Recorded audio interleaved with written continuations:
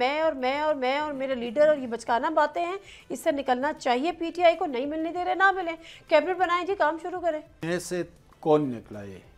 وہ تو ابھی تک سندھ میں پیپلز پارٹی جیت رہی ہے، بھٹو کا وہ ہے، اسی طرح پنجاب میں نواز شریف صاحب مسلسل جیتتے رہے۔ میں سے یہاں پہ جو ایگوئسٹک پالیٹکس ہے نا، اس میں سے کوئی بھی نہیں نکلا ہے، صرف پی ٹی آئی کا قصور نہیں ہے۔ اب آتے ہیں بات کی طرف۔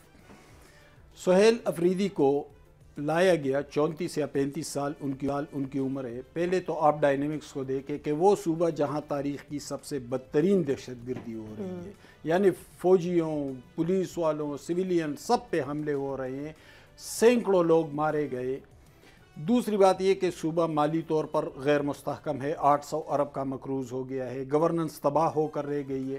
تو کیا اس کے لیے ایک سنجیدہ، مدبر اور تجربہ کار آدمی کی ضرورت نہیں ہے؟ ضروری ہے، ٹھیک ہے، یہ بات مانتے ہیں کہ وہ بہت لائل ہیں عمران خان کے، سہیل افریدی بہت اچھے ورکر ہیں، لیکن کیا یہ معیار ٹھہرا؟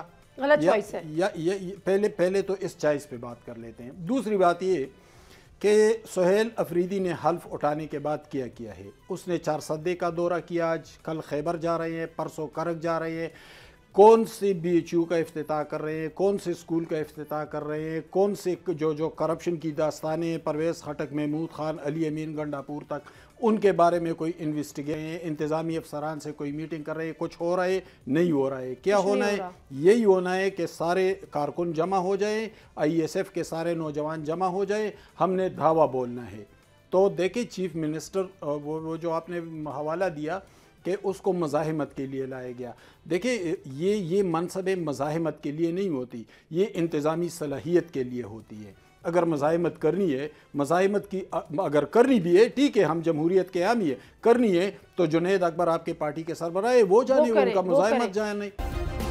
سبسکرائب کریں اور بیل دبائیں تاکہ کوئی خبر رہ نہ جائے۔